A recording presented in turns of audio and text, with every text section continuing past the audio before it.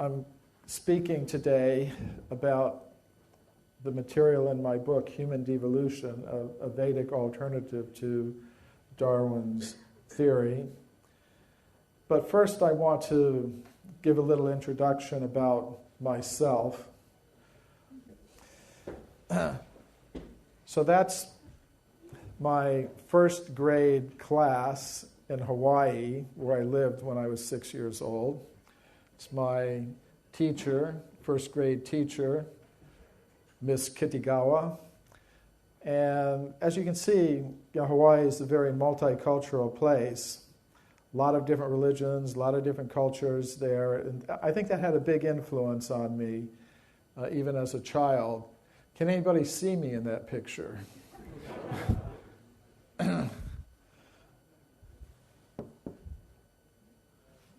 Well, here I am. Quite a happy fellow. Maybe that's because of the two manifestations of the feminine energy on my right and left.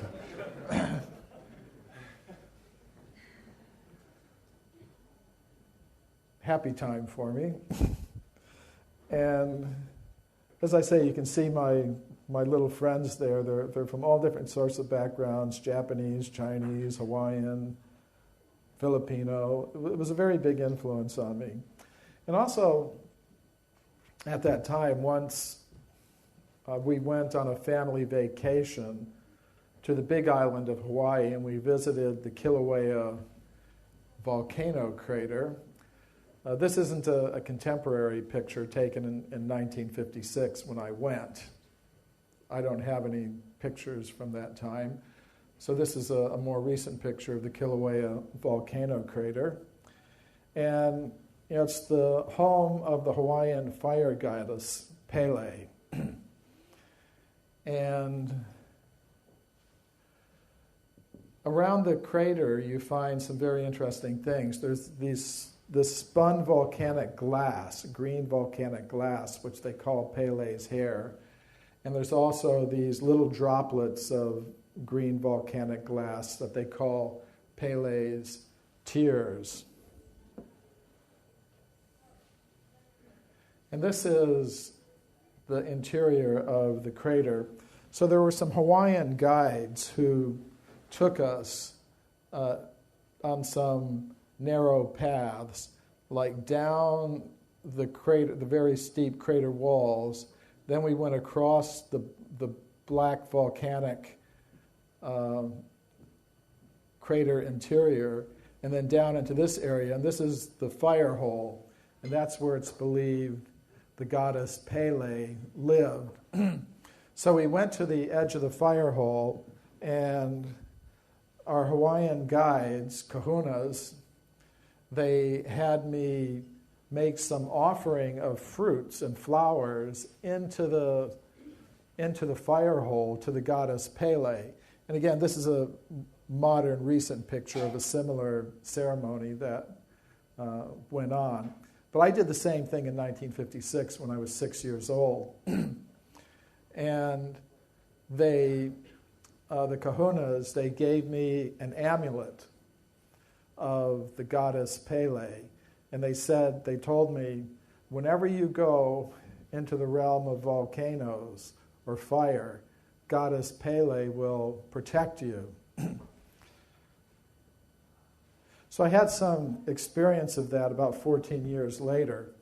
I was in the United States Navy, and I was stationed in Iceland at a weather station there. And during the time I was there, I was studying the Norse literature. I learned Old Icelandic so I could read it in the original. And I was very fascinated, by Iceland and by, the Old Icelandic culture. Now, it just so happened that when I was there, another volcano, Hekla, erupted. It wasn't a very violent eruption at the time. Actually, some lava flows were coming out of the side of the volcano, flowing like a river.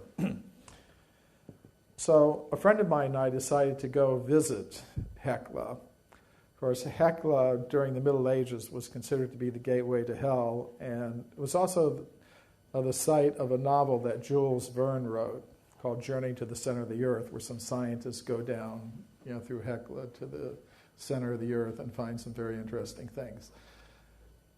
So we decided to go out and visit this eruption, and we rented a Land Rover and we drove across black sand deserts, crossed glacial streams.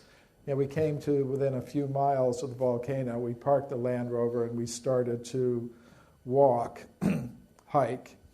And we came to the end of the lava flow, and I do have a picture of me there. You can see sort of, it was like this. This is the end of the lava flow, so it was solidified and creeping forward. But you can see in the cracks there some of the red lava, glowing. And then I walked further up the lava flow to where the red molten lava was actually flowing. And I jumped on a piece of solid black lava that was floating in the lava stream, thus inventing the sport of lava surfing. I think I'm the sole practitioner of that sport. Nobody has ever tried it since. And then I jumped off, and then we decided to have lunch. So we had some, this dry packaged soup, that you take, when you're hiking, and some water in a pot. So we boiled the water on the lava flow, prepared some soup, and then we went to the top of a hill that was overlooking the lava flow and started having our lunch. But then, as we were sitting, the hill started quaking. It started shaking under our feet. So we ran off the hill. We ran a mile back to the Land Rover. We turned around and looked, and the hill upon which we had been sitting exploded with fountains of lava. It really did become a violent eruption. And this is not a picture. I don't have a picture of what happened at the time, but this is a similar eruption in Iceland at this same volcano. So we were my friend of mine and I were kind of looking back at the hill upon which we had been sitting and which had exploded. And my friend said to me, "We could have been killed. We were lucky." And I said, well, maybe it wasn't luck. I had my little Pele amulet. And I believe it was that goddess who protected me in that circumstance. Peter was talking about spirit guides and things like that. I really do believe such things exist. So I think it was the influence of the goddess Pele that I wasn't killed that day. So then my path led me to India. And I began studying the ancient Sanskrit writings of India, especially the Puranas, or the histories. And in them I encountered histories of a human presence on this planet going back millions and millions and millions of years.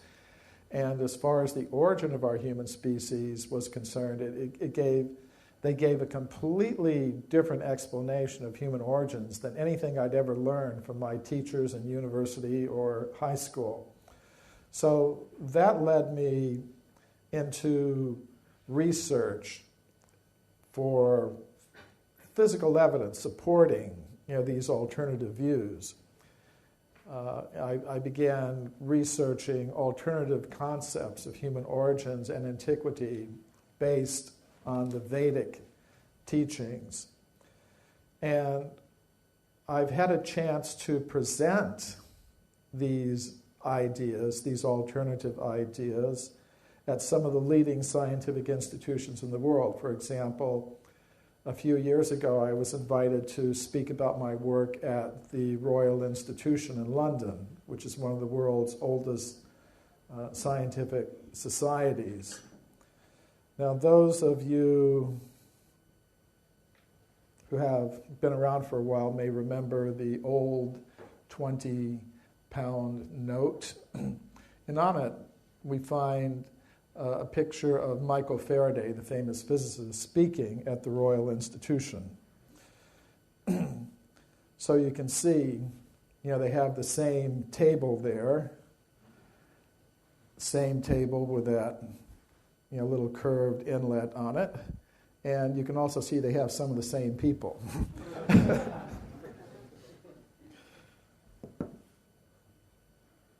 So I've also had a chance to explain my Vedic perspectives on human origins at the Russian Academy of Sciences, the Bulgarian Academy of Sciences. Not everyone likes what I have to say. There's quite a bit of opposition to some of the things that I say about human origins. Here I'm having a little discussion with an evolutionary biologist at the University of Sao Paulo in Brazil. But I also speak at other types of gatherings. I think it's important to be in touch with all kinds of people interested in where our human civilization is going. I presented some of my work at this eco camp in Alto Paraíso, Brazil, and actually I feel much more comfortable with this sort of people than with the kind of people you see in the Royal Institution. Now the question I'm dealing with is, where did we come from as human beings, and how long have we been here? Now today, the most common answers to these questions come from the modern followers of Charles Darwin. And some of my friends tell me, Michael, maybe you're a reincarnation of Charles Darwin, and you've had to take birth again to correct your mistake. Well, the modern followers of Charles Darwin, many of them anyways, tell us that as human beings, we are simply complex organizations of molecules. That's what we really are. We're simply material beings. And as far as consciousness and love and all of that goes, that is just chemicals interacting in the brain. There's nothing more to it than that. There's no vital force or soul or conscious self. That's all just an illusion. We're really just machines made of matter. And as far as our human form is concerned, we're simply an evolved ape or monkey. That's what we are. And as we look towards the future, I don't accept this theory, first of all, because I believe there's some scientific evidence that contradicts it, but also this theory, I believe, has some social impact. The goals that we set for ourselves individually and collectively depend on our concept of the self, our sense of identity. And through the monopoly they now have in the education systems in most parts of the world,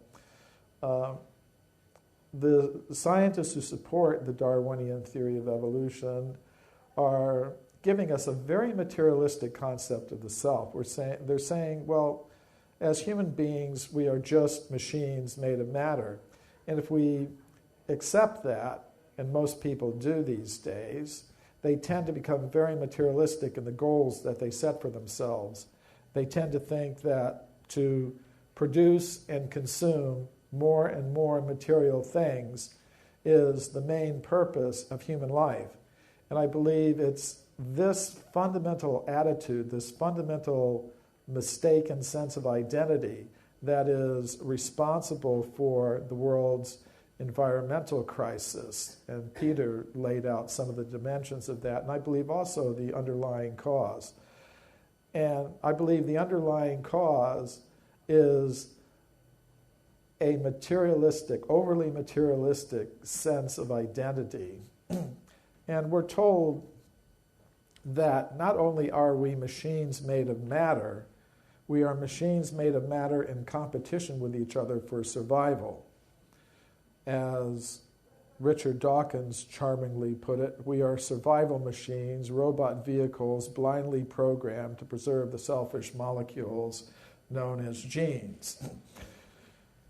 So I believe it's this attitude that is responsible for the intense levels of conflict, that we see in the world today.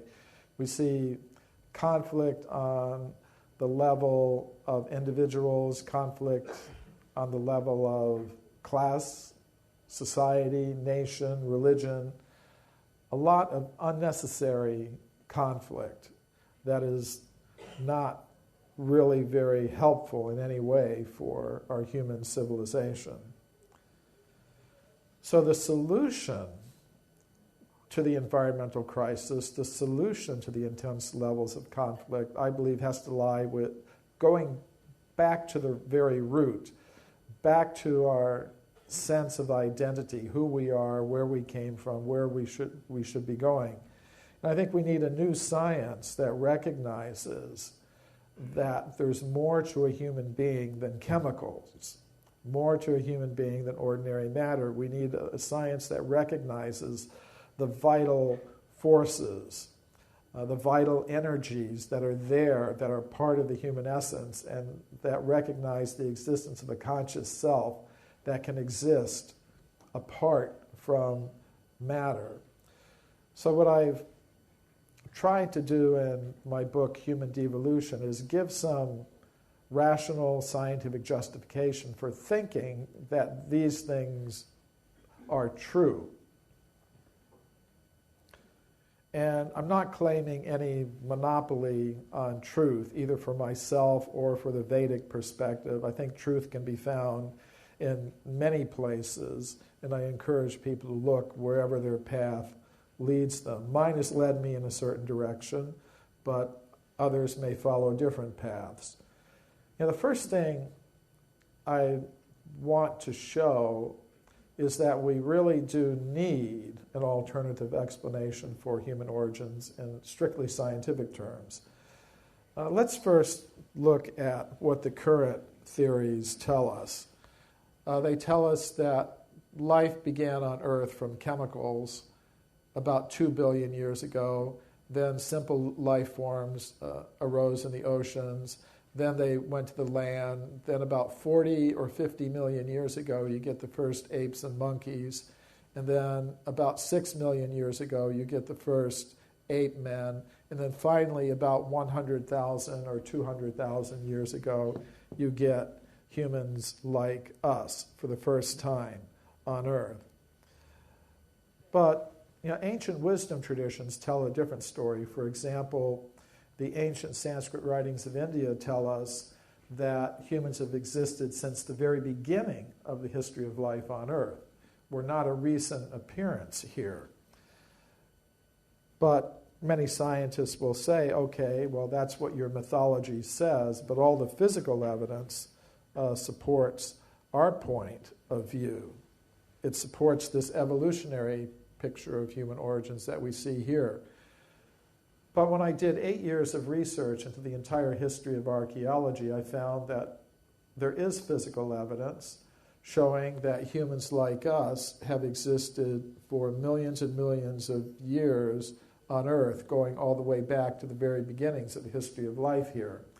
And this evidence takes the form of human bones, human footprints, and human artifacts, many, many millions of years old.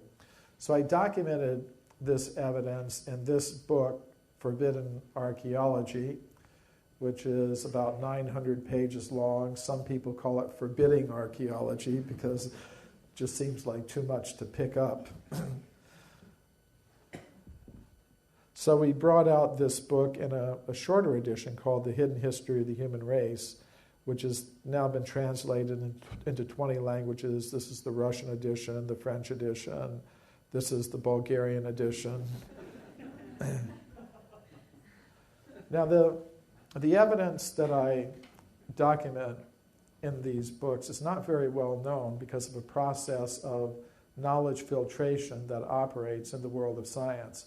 We can call the blue box up there the knowledge filter, and it represents the fixed ideas that most scientists today now have about this question of human origins. So reports of evidence that conform to these fixed ideas will pass through this intellectual filter very easily, which means that students will read about this evidence in their textbooks. People will see scientists talking about it on TV shows. If they go to the local museum, they'll see these discoveries. But if we have evidence that radically contradicts these fixed ideas, they tend to be ignored, forgotten, even actively suppressed. So I'm going to give a few examples of the kind of evidence that I'm talking about.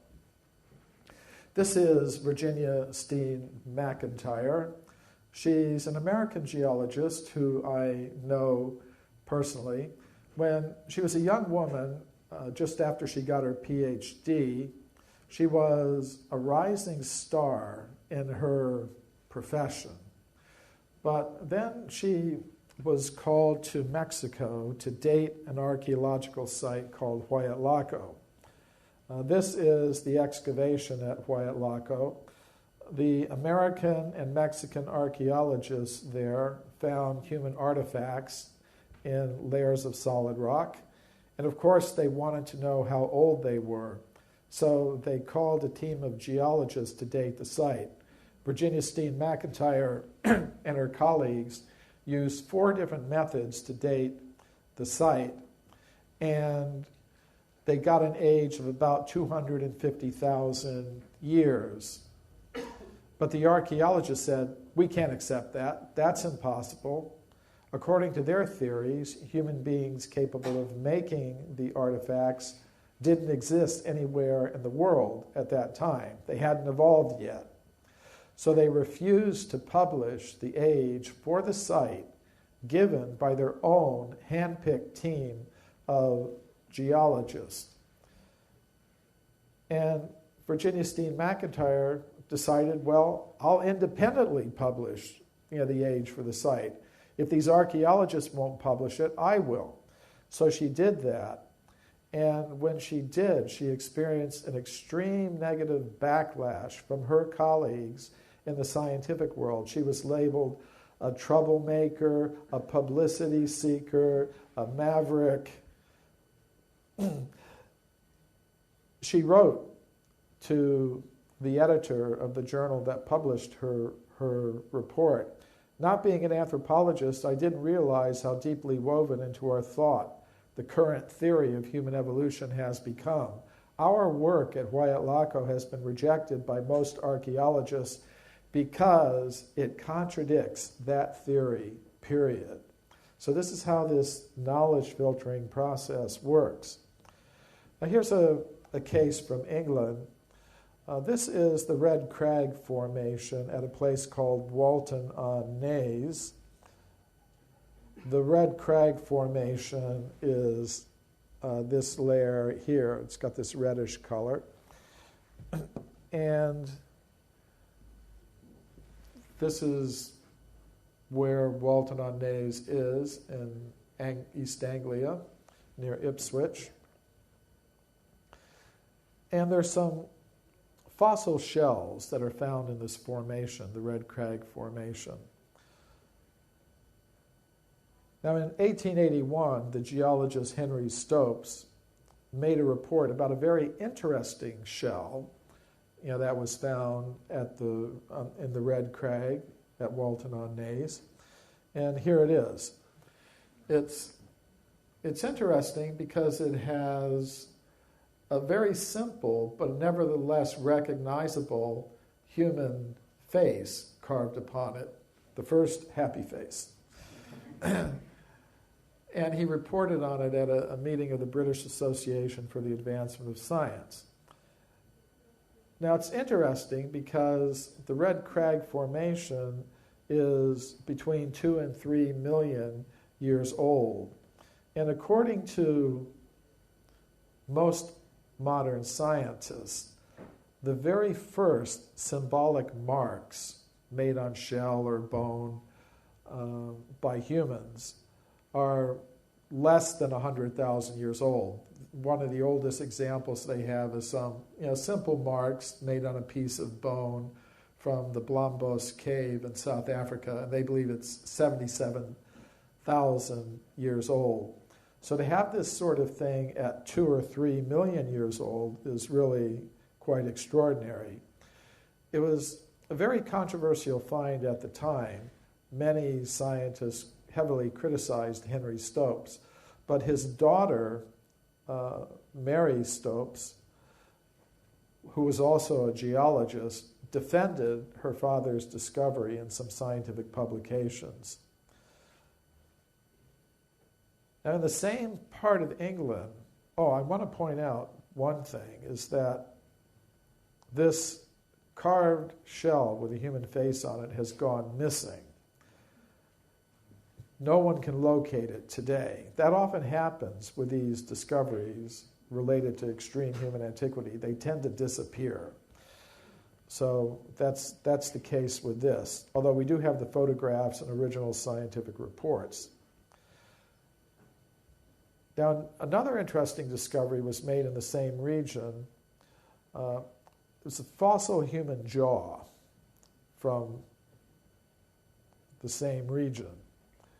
And this anatomically modern human jaw was found 16 feet deep in the Red Crag Formation at Foxhall in England in 1855.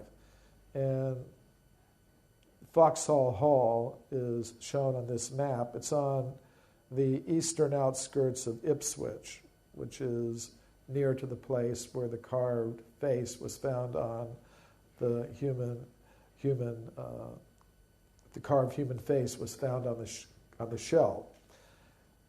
So this human jawbone was also found in the Red Crag Formation, which is 2 or 3 million years old. So that's further evidence for a human presence in England going back 2 or 3 million years. Oops, wrong way. So later in the 20th century, another English researcher, J. Reed Moore of the Prehistoric Society of East Anglia, went to Foxhall and made some additional excavations there, and he found more evidence of a human presence in the form of stone tools and weapons and evidence for the deliberate use of fire. And the American anthropologist Henry Fairfield Osborn wrote, the discoveries of J. Reed Moore on the evidence of the existence of Pliocene man in East Anglia open a new epoch in archaeology. They bring indubitable evidence of the existence of man in southeast Britain, man of sufficient intelligence to fashion flints and to build fire before the close of the Pliocene. So the Pliocene is the geological period that extends from 2 million to 5 million years ago. So there's extensive evidence that humans were existing in England between 2 and 3 million years ago. So some people might say, well, that's from the early 20th century or the 19th century. What did they know back then? Where's such evidence being discovered in more modern times? And such evidence has been found. This is Mary Leakey, who in 1979 announced the discovery of many footprints at a place called Laetoli in the country of Tanzania in East Africa. And she said in her original report in National Geographic magazine, the footprints are indistinguishable from modern human footprints. And other scientists also agreed. Paleontologist Tim White said, make no mistake about it, they are like modern human footprints. Now that was pretty unusual because they were found in layers of solidified volcanic ash that geologists say are about 3 or 4 million years old. So at least 3 million years old. The most modern estimate says about 3,600,000 years. Now, neither Mary Leakey nor Tim White believe that human beings like us were present to make those footprints 3 million years ago in Africa. So how did they explain the footprints? Well, they proposed there must have been some kind of ape man who had feet exactly like modern human feet, and that's how the footprints were made. That's an interesting idea, but there's no physical evidence to support it. We have the skeletons of the ape men who existed at that time. They're called Australopithecus, and their foot structure is not like that of a modern human being. The foot skeletons of Australopithecus show that their foot was very ape-like. For example, their feet had very long toes, sort of like human fingers. Actually, the only creature known to science today that has a foot exactly like that of a modern human being is, in fact, a human being like us. So, what did Mary Leakey actually find? I believe she found evidence that humans like us were present 3 or 4 million years ago in Africa. Now let's jump a little further back in time. This is the Portuguese geologist Carlos Ribeiro. He discovered hundreds of human artifacts in his country of Portugal. And as a geologist, he said they cannot have come from any higher, more recent level. The layers of rock in which he found these objects were about 20 million years old. So he displayed the artifacts in the Museum of Geology in Lisbon with labels indicating an age of 20 million years. But if you go to the museum today, you won't see the artifacts displayed in those cases anymore. Today, they're kept locked in these cabinets down here. But I got permission from the director of the museum to open up those cabinets, and I was able to study and photograph some of these 20-million-year-old human artifacts from Portugal. By studying Ribeiro's original documents, I was able to go out into the countryside of Portugal and relocate some of the places where he made his discoveries. For example, this is the quarry at Morganheira, and here's one of the artifacts that he found there. It's a flint artifact, pointed. Now, it's interesting what happened. When Ribeiro was alive, he displayed the artifacts in the museum with labels indicating an age of 20 million years. After he died, his colleagues did something interesting. They left the artifacts on display in the museum, but they wrote new labels for all of them, giving them far younger ages. This is the new label that they wrote for the artifact I just showed you. The second line here gives the age. It says in Portuguese, Paleolítico Superior. That means Upper Paleolithic. And according to modern archaeologists, that period in Europe goes back about 20,000 years. So Ribeiro's colleagues thought 20 million years, that's impossible. 20,000 years, that sounds about right. So they wrote new labels for all of the artifacts. And then the next generation of officials in the museum just put the entire collection away, new labels and all. And I'm the first researcher in over 50 years to see them.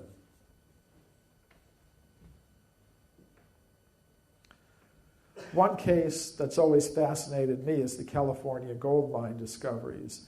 In the 19th century, gold was discovered in California, and miners went there to get the gold. To get the gold, they dug tunnels into the sides of mountains like Table Mountain here in California, in the Sierra Nevada mountains. And deep inside the tunnels, the miners found human bones and human artifacts. For example, they found many of these stone mortars and pestles.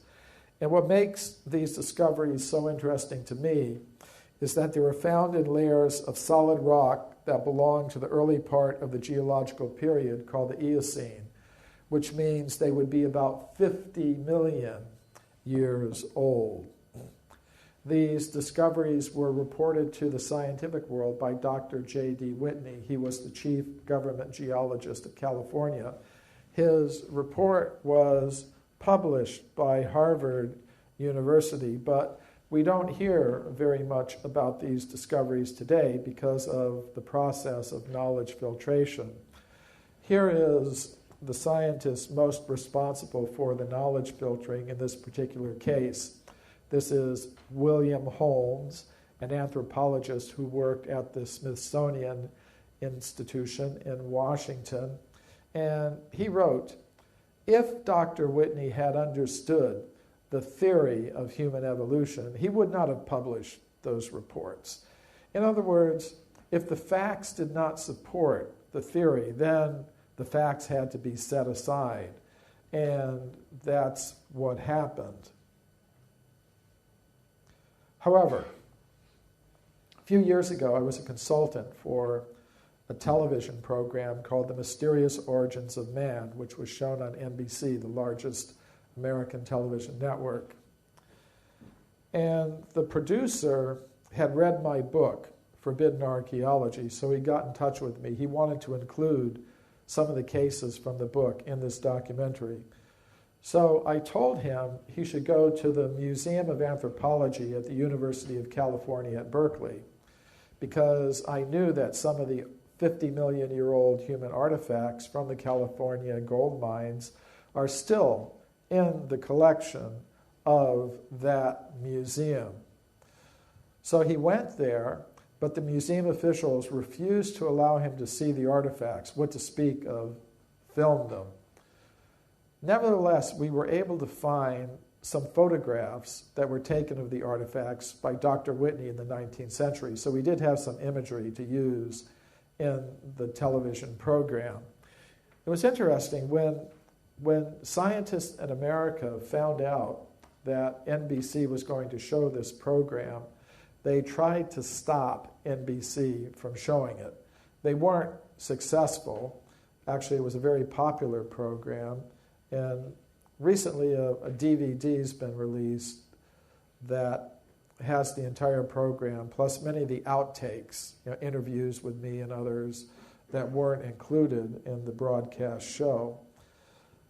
But when scientists found out that NBC was going to show this, they tried to stop NBC. They weren't successful. So then they went to the government. They went to the Federal Communications Commission, which is the agency of the government in the United States that regulates the TV broadcasting industry. And they asked the government to investigate NBC, to censure NBC, to force NBC to broadcast apologies, public apologies for having shown this program. And they also wanted the government to fine NBC millions of dollars so that they would never do anything like this again. Now, I'm happy to say the government did do this, but it was interesting to me that these sorts of attempts were made to prevent this information from reaching the people. Now, more recently, I went back to the museum myself. I was preparing a report about these discoveries for a meeting of the World Archaeological Congress, the world's largest international organization of archaeologists. And perhaps because of my connection with the World Archaeological Congress, the museum officials decided they would let me see the artifacts. And they're not kept in the museum itself. They're kept in a storage building several miles from the museum. I had to be accompanied every step of the way by a museum official, and entering this building was quite an experience, with all these card readers and security levels to go through. But the artifacts are still there, and these are some of them. These are some of the 50-million-year-old artifacts from the California gold mines. And many people have seen the movie Indiana Jones, Raiders of the Lost Ark, where in the final scenes they go into the basements of the Smithsonian Institution in Washington and see all kinds of discoveries that are being kept from the public. And many people think, well, that's just Hollywood. But these things actually do happen. There are human artifacts that are extremely old that aren't displayed to the public, but which are in the collections of these museums.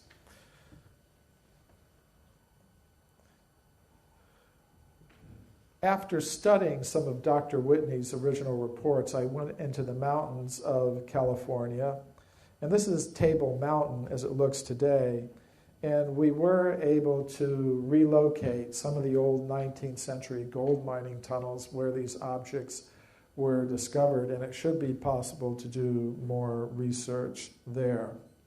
Now, how far back in time can we go with evidence like this? In the year 1862, a scientific journal called The Geologist published an interesting report. An anatomically modern human skeleton was found 30 meters below the surface of the ground in the state of Illinois in America. And according to modern geologists, the level at which the skeleton was found is about 300 million years old. And directly above the skeleton was a thick layer of slate rock, which was unbroken, which means the skeleton cannot have come down from any higher, more recent level. It had to be as old as the layer in which it was found. In this case, 300 million years, which is older than the dinosaurs. This interesting report from Scientific American tells of a beautiful metallic vase that was found 5 meters deep in solid rock near Boston. According to modern geological reports, the age of the formation in which the object was found is about 600 million years. The oldest objects I found in my research come from South Africa. Miners in the western Transvaal region have found many of these round objects. They're made of hematite, which is a naturally occurring type of iron. The most interesting feature is the parallel grooves that go around the center of each object. These were shown on the NBC television program, but before NBC agreed to allow them to be shown, they said, you have to give them to an independent company of metallurgists to examine. So we did that, and the metallurgists gave a report saying they could not explain how those grooves could have formed naturally in the layers of the earth, which means they had to have been made by someone with human-like intelligence. Now these objects, these hematite spheres, are found solidly embedded in mineral deposits over 2 billion years old. So I could go on and I could keep you here until Christmas going through one case after another, but I'm not going to do that because there are other things I want to talk about. But I'll ask you to remember one thing. There are some scientists who say all the physical evidence supports this evolutionary picture of human origins with humans coming into existence about 100,000 years ago. It's not true that all of the physical evidence supports that idea. When we actually look at all the physical evidence, we find a continuous chain of discoveries of human bones, human footprints, human artifacts, many, many millions of years old, going all the way back to the very beginnings of the history of life on Earth, which means we need some new explanations for human origins. And in this book, I've offered a Vedic alternative theory of human origins, which has a lot in common with ideas of human origins that we find in many ancient wisdom traditions. Now, before we even ask the question, where did human beings come from, we should first of all ask the question, what is a human being? We should know what it is we're trying to explain. Now, today, many scientists will tell us that a human being or any other living thing is just a complex organization of the ordinary chemical elements. We're just machines made of matter. But I believe if we carefully look at all of the evidence, we'll see that it's more reasonable to say that a human being is made of three things. Ordinary matter, yes, but beyond that, there is a subtle mind element with some very unusual powers. And beyond that, there is a conscious self that can exist apart from matter. So, when I speak of mind and matter, I don't mean temporary byproducts of bioelectrical activity in the brain. I mean real things with their own independent existence. Now, at this point, some scientists will say, now hold on just a minute. That's not how we do science. We don't start introducing all kinds of strange new substances into our picture of scientific reality like mind and consciousness. This is science. In science, we deal with what we know, and what we know is matter, the chemical elements. So therefore, if we're going to be scientific, we should try to explain everything about human origins in terms of matter organizing itself. Anything else is mythology or something, but it's not science. However, that's not really true. Modern science does operate in a way that involves introducing new substances into our picture of reality. Let's look at cosmology, for example. Until the 1970s, when astronomers looked at the sky, they tried to explain everything they could observe in terms of ordinary matter operating according to known gravitational laws. They found they were not able to do that. For example, they found they could not explain the spiral structure of galaxies in that way. To explain what they actually observed, astronomers introduced a strange new substance they call dark matter, which you cannot observe, but it has a gravitational effect.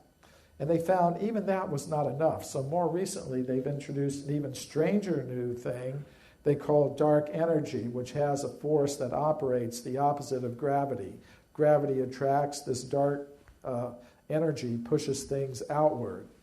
So today, astrophysicists believe the cosmos is composed of only 5% ordinary matter, the chemical elements. They believe that 30% is composed of this strange new substance called dark matter, and that 65% is composed of the even stranger new substance they call dark energy. So I think the same sort of thing is necessary in biology. I don't think we can explain everything we can observe about human beings in terms of the chemical elements, ordinary matter. I think we need to introduce new substances into our picture of biological reality. And I'm not the only one who's saying that. This is Rodney Brooks, who works at the Artificial Life Lab at MIT. A few years ago, he published an interesting article in Nature. He commented that the programs of artificial life and artificial intelligence are failing to deliver the results that most scientists expected would be possible. And that's interesting because if life really is just a combination of matter, we should be able to duplicate important features of life in computers and machines like robots. And we are to a certain limited extent, but we are not able to produce anything that is remotely like what human beings are really capable of. So he was wondering, why are we failing? Could it be we don't have powerful enough computers? Maybe our algorithms aren't complex enough? He decided, no, we've got excellent computers, we've got excellent computer programmers and technicians who can build robots. What's the problem? The real problem, he said, is this. There might be some extra sort of stuff in living systems outside our current scientific understanding. And what might that extra stuff be? Among the possibilities he was considering were some ineffable entity such as a soul or elan vital, some vital force. And I agree with him. I think we do need to add some new substances into our picture of biological reality. I think we need to add a mind substance and the substance of consciousness. And I think there's some scientific justification for this. The ordinary matter we don't have to talk about. Everybody accepts that. But what about scientific evidence for the existence of a subtle mind element associated with the human organism with very unusual powers that cannot be explained by our current laws of physics? There is some evidence for this, but it's been subjected to the knowledge filtering process so that you won't find it mentioned in the official education system or scientific institutions. And I'll give some examples of evidence for a mind element.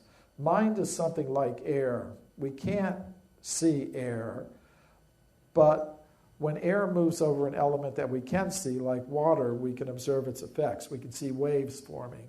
So mind is something like that. We cannot see the mind, but many scientists have observed the very unusual effects of mind on ordinary matter. Now, one of these scientists was a famous English scientist, Alfred Russel Wallace. He was, along with Darwin, the co-founder of the theory of evolution by natural selection, but we rarely hear his name these days, and that's because he became interested in research into the paranormal. And when he became interested in research in the paranormal, Darwin wrote to him saying, "I don't know what you're up to. I think you're going to murder our joint child, the theory of evolution, by getting into all this paranormal stuff." But Wallace continued with his research, and he was joined in his research by another prominent English scientist, Sir William Crookes, who was later a president of the Royal Society and a very prominent physicist. Together, they studied mediums. Now, mediums are people with paranormal powers. They did a lot of research with the medium Daniel Douglas Hume, who was originally from Scotland, I believe. And Hume had some interesting abilities. You know, for example, he could take an accordion, hold it on the top end opposite the keys, and the accordion would play very elaborate tunes. So Wallace and Crookes decided to study this. They wanted to make sure that he wasn't, surreptitiously like some magician, getting his other hand down there on the keys to play it, or somehow or other tricking them. So to prevent that, they built a cage. This is their experimental apparatus. And he had to hold the accordion at the top here, opposite the keys, and this cage would prevent him from getting his other hand down there or his foot or whatever to manipulate the keys and cause it to play some very elaborate tune. Another possibility they considered was, well, maybe he had some kind of trick accordion with some mechanism inside it. So they bought a completely new accordion from a music store and used that in their experiments.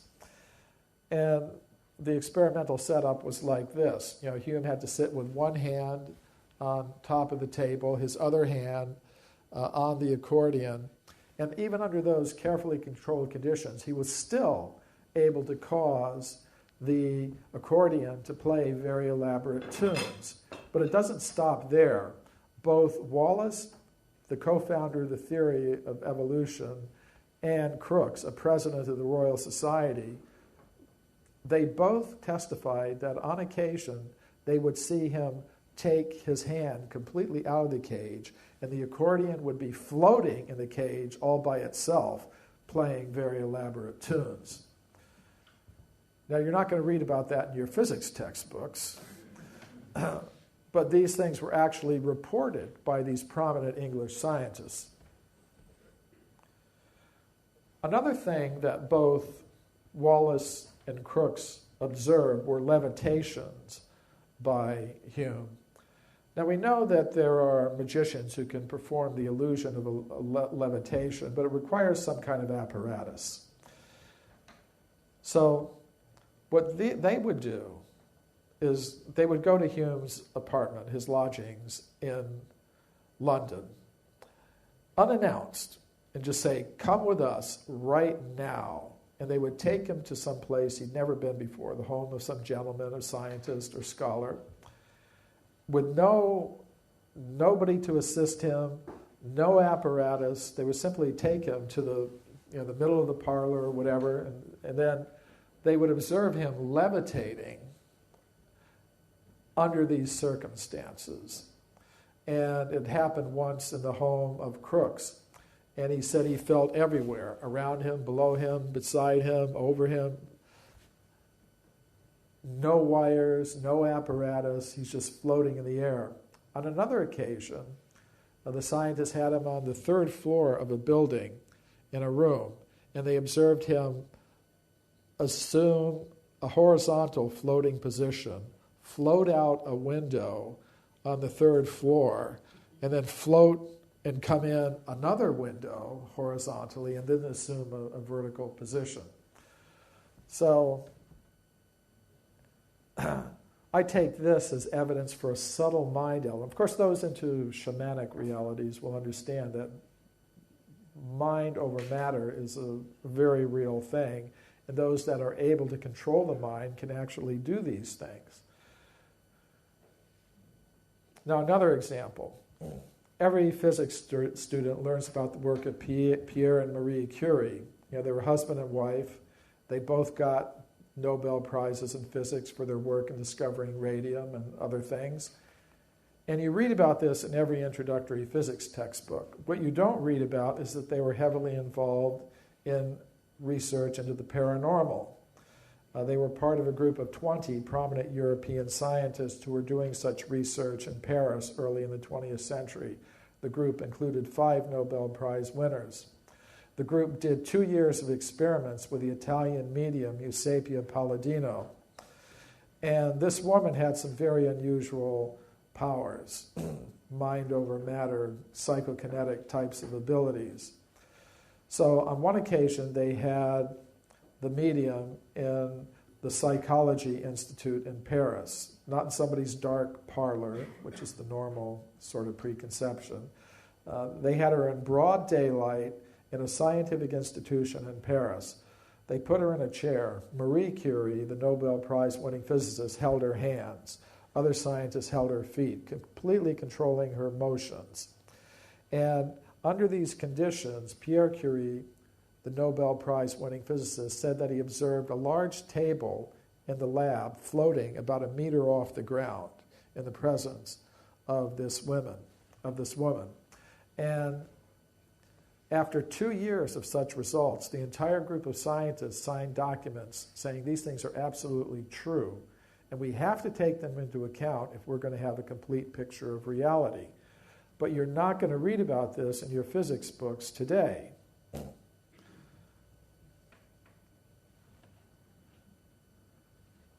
In more recent times, Robert John, head of the engineering department at Princeton University, did some very interesting experiments with random number generators. Random number generators are computer-like machines that will generate as an output a genuinely random series of zeros and ones. If you let the machines run by themselves, they'll generate 50% zeros, 50% ones.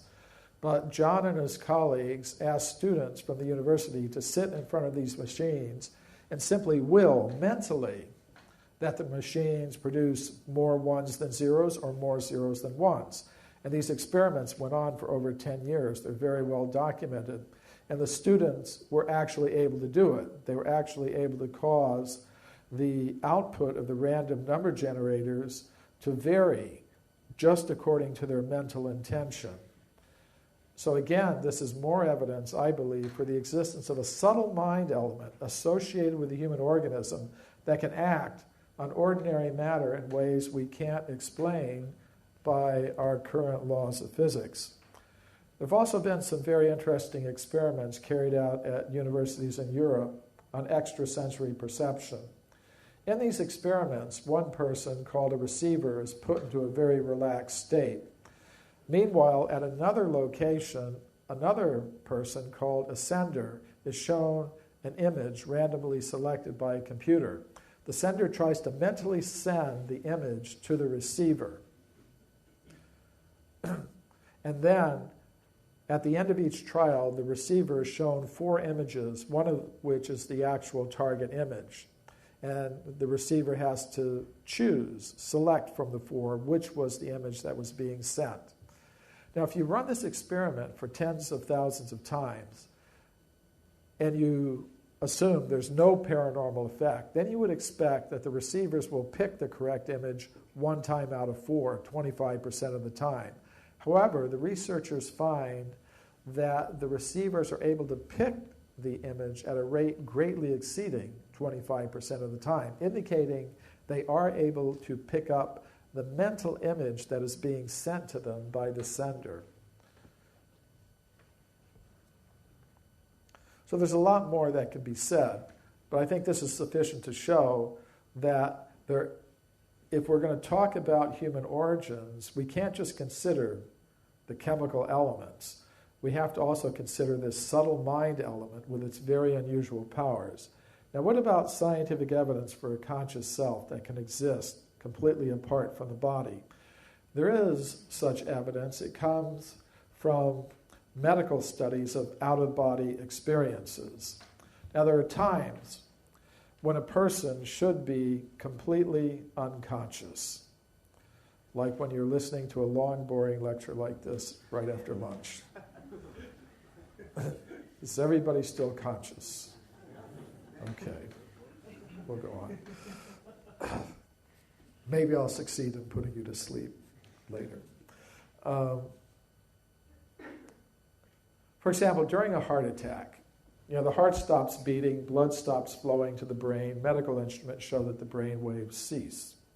At a time like that, a person should be completely unconscious. But many people in that condition report separating from their bodies, looking down and observing what the doctors and nurses trying to revive them are doing.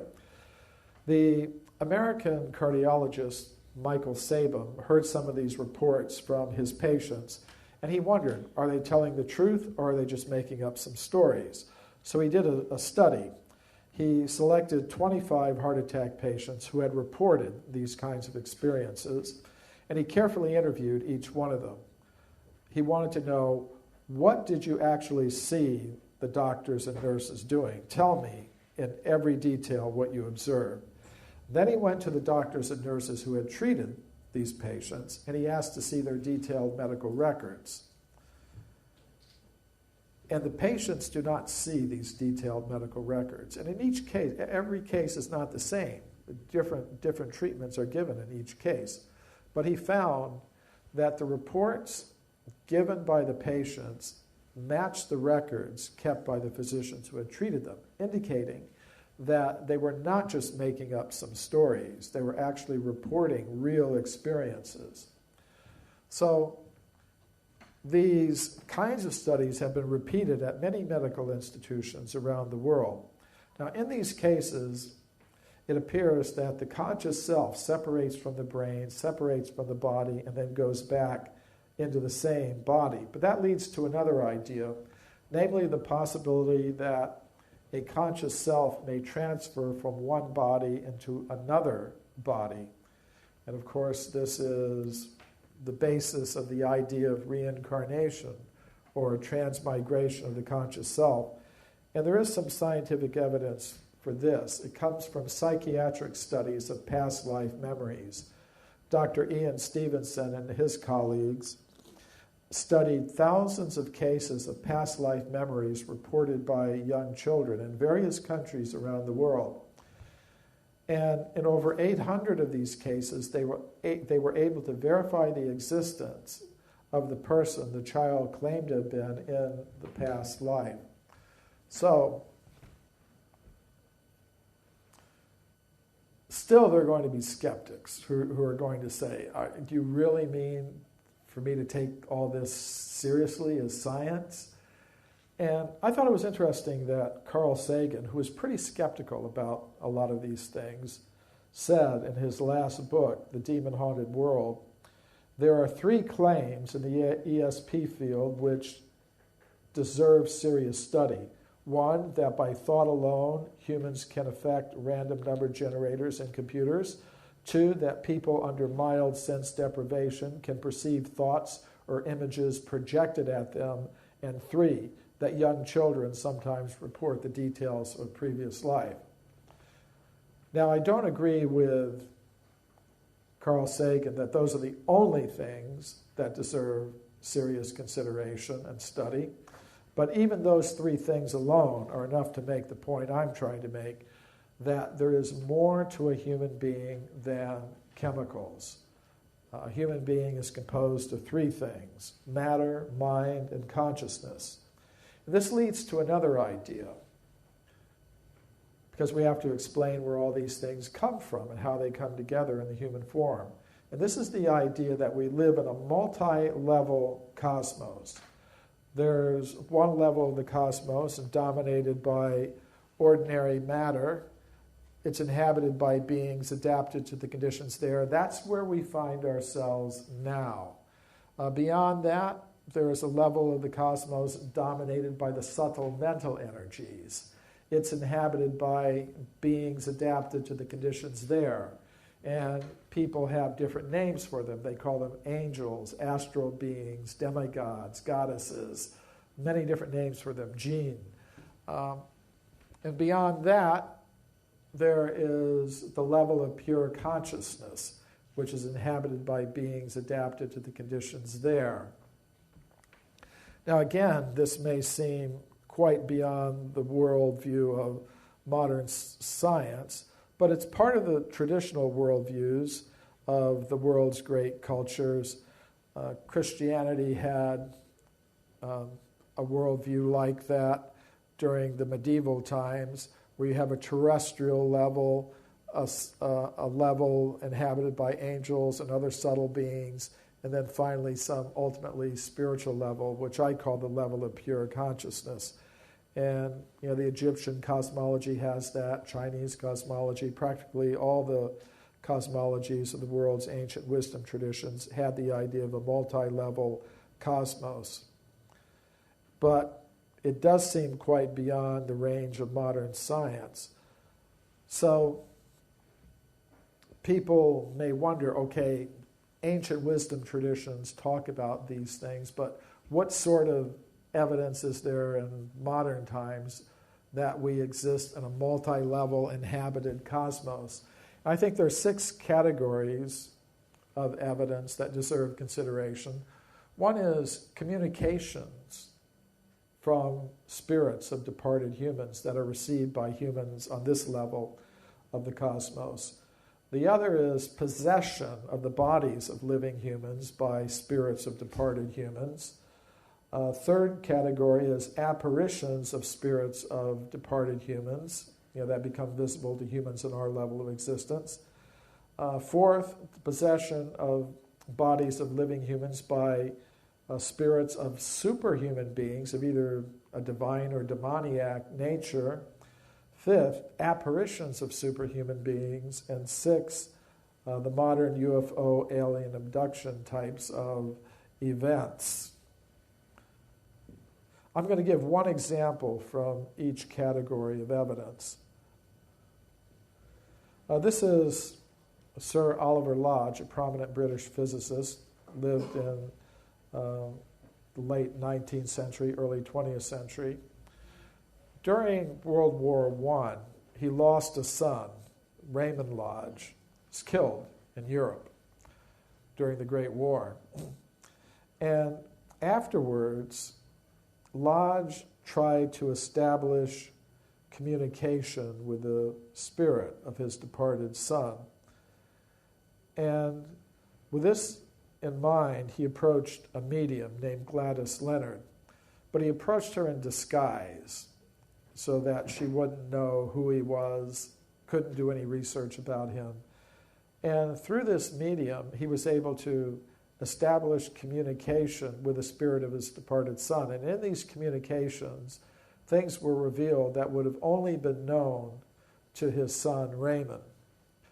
Now, afterwards, Lodge wrote a book about this case. And being a professional scientist, a very prominent scientist, he was very much aware of the kinds of objections that his scientific colleagues would give to the possibility of receiving communications from the spirit of a departed human being. So in this book, he gives very elaborate reasons for accepting the reality of the communications and deals with all these objections that would be given by his scientific colleagues. So I think it's a very interesting study by a professional scientist who believed in the possibility of establishing communication with spirits of departed humans. Now, a case of spirit possession. This is the psychologist William James, considered to be the father of modern psychology. In his textbook, Principles of Psychology, he discusses what he regarded as a genuine case of spirit possession. The case is called the Watseka Wonder. Watseka is a little town in Ohio, and in a bit of synchronicity, it's also the name of the street I live on in Los Angeles, Watseka Avenue. So the case concerns a girl named Lorancy Venom. She lived quite a normal life with her mother and father until one day she started going into trance states. And in these trance states, she encountered the spirits of departed humans. And one of them was a girl named Mary Roth, the spirit of a girl who had died some years before. And Mary Roth told Lorancy, I want to visit my parents, my family. They live near you. So I would like to make use of your body in order to do that. So after that happened, Lorancy Venom felt like a complete stranger in her own house. And she began talking of this Roth family. So her parents searched and they found the Roth family and brought them to the house. And as they were coming to the house, Lorancy immediately recognized them. Oh, that was my mother, that was my sister. So both families agreed that Lorancy should go and live with the Roth family, which she did for several weeks. And during that time, she behaved perfectly as their daughter, just manifesting all kinds of detailed knowledge of the family history and the family affairs, things that would only have been known to Mary Roth. Then, after several weeks, Lorancy again started going into trance states. And Mary Roth told her, okay, I've seen my family, I'm going to go back to where I was. And when that happened, Lorancy Venom felt like a complete stranger in the Roth house. So then both families agreed she should go back to her original family. And what I find interesting about this case is that it was included by William James, a prominent psychologist, in his textbook, Principles of Psychology, as a genuine case of spirit possession. Now here's a case of an apparition of a spirit of a departed human. This is Charles L. Tweedale, who was a fellow of the Royal Astronomical Society here in England. And he had an interesting experience as a child. He was about 12 years old. He was sleeping in his bed, and the moon was shining in through the window, and he happened to wake up, and he saw standing at the foot of his bed the form of an elderly woman. And then the form disappeared. So the next morning, he went to breakfast. His mother and father were there. And he said, Mommy, Daddy, last night, I saw the form of an old woman standing at the foot of my bed. So immediately, his father got up and left the room in a hurry, slamming the door behind him. So Charles asked his mother, Mommy, why did Father leave like that? And his mother explained to him, well, last night in our room, your father saw the form of his mother at the foot of the bed.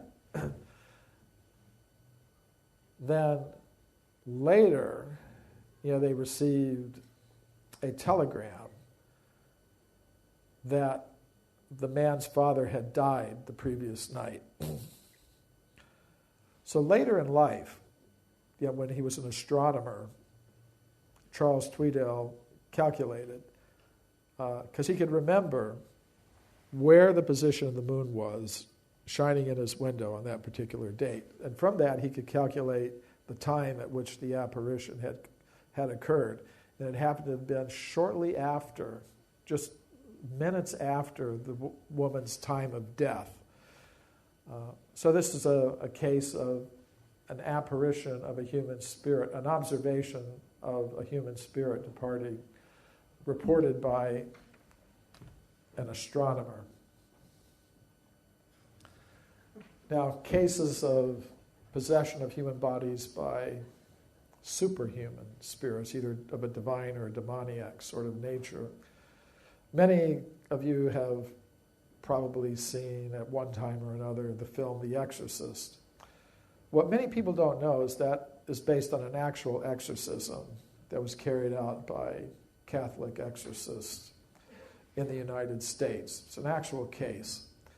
And if you recall the film, which is pretty accurate reflection of what actually happened, the boy in the film was possessed by a spirit that was not just like Mary Roth wanting to come and visit her parents. It was a possession by an extremely demoniac spirit, and this demoniac spirit acting through the body of the boy was carrying out just superhuman sorts of things. So there are cases like that. Then there are apparitions of superhuman beings. For example, the Marian apparitions are very well known in Europe. Generally, they're connected with healing places, like at Lourdes. And because these apparitions have occurred at a time when Europe was taken over by Christianity, the visions of these apparitions of these shining ladies are interpreted as Virgin Mary or something like that. However, in previous times, there are many cases in Celtic Europe, for example, of healing goddesses being associated with different places. So, who are these apparitions? Hard to say. Maybe they're the Virgin Mary, maybe there's some other healing goddess. And then there are the reports of the modern UFO alien abduction types of events. And among the researchers who study these things, there's one group which could be called the nuts and bolts researchers, who believe they're dealing simply with some other human beings pretty much like us who have similar type of technology, but just more advanced. They interpret it in just a mechanistic fashion. But there's another group of researchers who notes paranormal elements to the UFO and alien abduction types of events. For example, many of the people who have been abducted report communicating telepathically with the aliens or the extraterrestrials. They may report being floated through walls and things of that sort. So one of the researchers who's in that latter group was Dr. John Mack, who was head of the psychiatry department at Harvard University Medical School. Actually, both he and I were invited to speak at a crop circle conference in Glastonbury a few years ago. So we met there, and we had agreed to stay in touch with each other because we liked each other's research. Unfortunately, he died in a rather mysterious automobile accident in England a short time later, so we weren't able to keep up our association on that platform anyways. But he wrote in one of his books, "It appears ever more likely that we exist in a multidimensional cosmos. The cosmos appears to be filled with beings, creatures, spirits, intelligences, gods." Now you can imagine what sort of trouble that got him in with his colleagues at Harvard, who convened an academic court to try to have his tenure removed. Now he successfully fought that. So I think it was one of those rare individuals in the world of science who has the courage to speak out about these things. So if we have a multi-level cosmos, there are different features of that. One is travel between the different levels, which may be carried out in different ways. It may be carried out shamanically. This is Black Elk, an American Indian shaman, who reported being taken to other levels of the cosmos by his spirit guides. So that's one way to travel, through the different levels of the cosmos shamanically. And there are also those who report, being able to travel through these different levels in a mechanical way, but it's based on a technology quite different from what we're accustomed to deal with today. The ancient Sanskrit writings of India speak about vimanas, or spacecraft, that are able to travel not just from planet to planet on our level of reality, but interdimensionally, through different levels of the cosmos. There's also the phenomenon of information transmission between the different levels. This is a statue of an Assyrian king receiving communications from a sun god, Shamash. And in most ancient wisdom traditions, we have similar accounts. Now today, even modern science recognizes the possibility of receiving communications from extraterrestrials. Most governments of big countries have, at one time or another, had some program for SETI, Search for Extraterrestrial Intelligence. Generally, this tends to involve receiving radio signals from outer space with radio telescopes. But there may be other ways in which extraterrestrials are attempting to communicate with us, such as through crop circles, for example.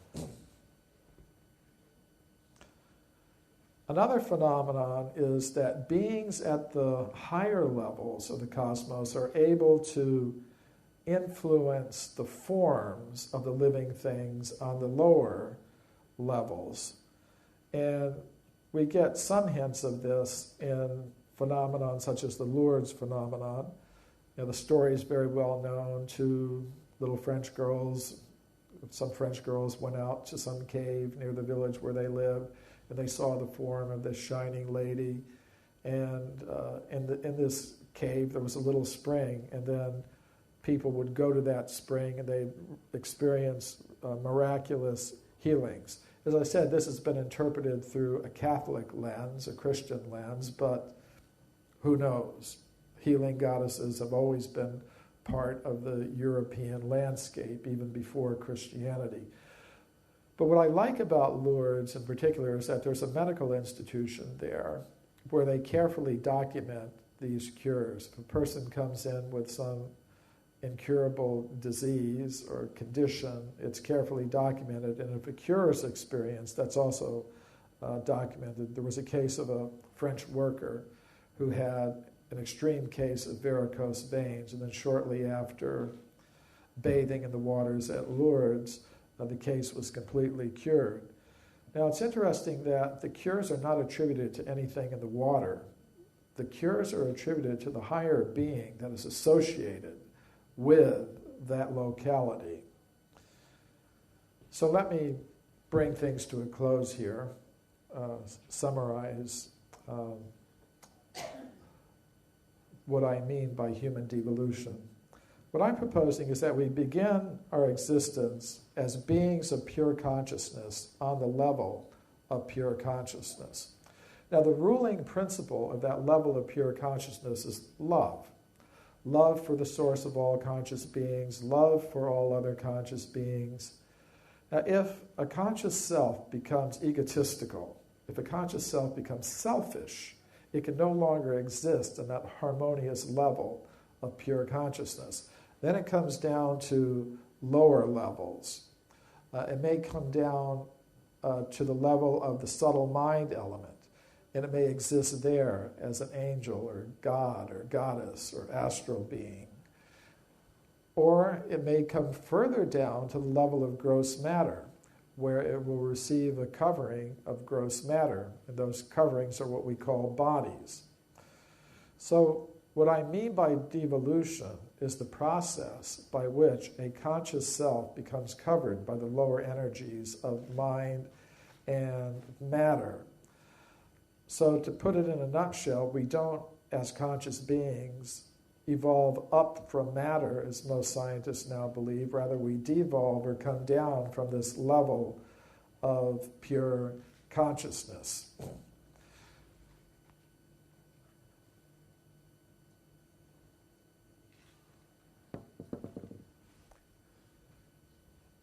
Now, the manner in which the form of pure consciousness receives a form made of matter has been a topic of speculation by philosophers for thousands of years. Plato, the Greek philosopher, had the concept that, yes, on the level of the absolute, there are forms of pure consciousness or pure spirit. And then through the agency of a creature he calls a demiurge, those forms of pure consciousness are translated into material forms on our level of reality. And there's something like that also in the Vedic cosmology. There's a creator god, sort of corresponding to a demiurge named Brahma. And from this creator god comes male and female goddesses. And it is through the sexual activity of these male and female goddesses who exist on higher levels of reality that the forms of the plants, animals, and human beings on our level of reality come into existence. And in their reproductive activity, these gods and goddesses make use of bijas, or seeds. Bija is a Sanskrit word for seed, and the seeds contain the forms that are developed through this sexual reproductive activity. And there's an analogy to this in Western cosmology. The philosophers like Plotinus, St. Augustine had the concept of logoi spermatikoi, rational seeds. And this idea that life on Earth has been seeded, from extraterrestrial sources is something that's even present in modern science. For example, Francis Crick, one of the scientists who discovered the spiral structure of DNA, had a panspermia theory that life on Earth has been seeded from elsewhere in the cosmos. And we also find in some of the modern UFO alien abduction type of accounts the idea of alien-human hybrids. And this is something that's very much present in the ancient wisdom traditions. There are many cases of people on Earth having celestial mothers and terrestrial fathers, or the reverse, celestial fathers and terrestrial mothers. Now, for example, there's the case of the warrior Karna in the Mahabharata, one of the ancient Indian epics. And he had a demigod father and a terrestrial mother. So, but I want to go back to this idea that the forms, the plants, animals, and human beings on our Earth are the result of sexual reproductive activities of gods and goddesses on higher levels of reality. Now, normally, on our level of reality, if there's reproductive activity, you can only produce your own kind. For example, if two humans mate, they produce a human child. If two dogs mate, they produce a dog offspring. But these higher beings are able to manipulate their reproductive processes so that they are able to produce bodies not of their own kind. For example, these gods and goddesses may produce bodies of plants. They may produce bodies of animals, birds, insects, human beings. Now that may seem a bit unusual in terms of modern science, but even modern science is getting into some pretty strange manipulations of the reproductive process. there's something called interspecies embryo transfer,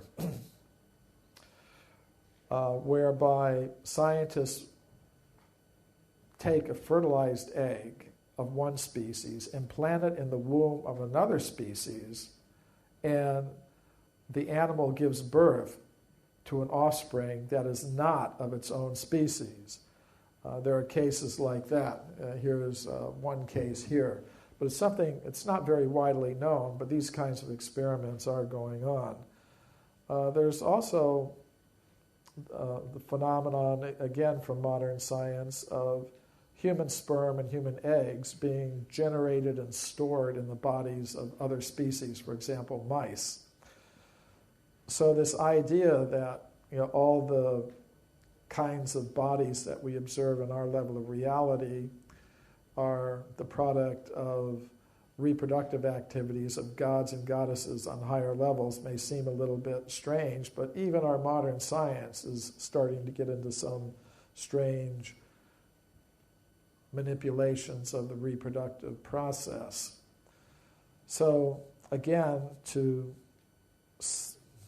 just wrap it up, we begin our existence on that level of pure consciousness, where we have a form made of pure consciousness. If we become selfish, we come down to the lower levels of the cosmos, where we need vehicles that allow us to function here. And those vehicles are produced by the reproductive activities of gods and goddesses who exist on this second level of reality here, the level of the subtle material energies. So that's what I mean by devolution, the process by which the pure conscious self becomes covered by layers of lower energies, mind and matter, and those coverings are what we call bodies. But it's a process that can be reversed. We begin with a form of pure consciousness. It becomes covered by the lower energies of mind and matter. But it's possible to restore consciousness to its original pure state. And that can be accomplished by different systems of contemplation, yoga, meditation, shamanic types of exercises. And as I said, I don't claim to have any monopoly on truth. The kinds of things I've been saying are not my own. They're the property of the ancient wisdom traditions, the common heritage of our whole human species.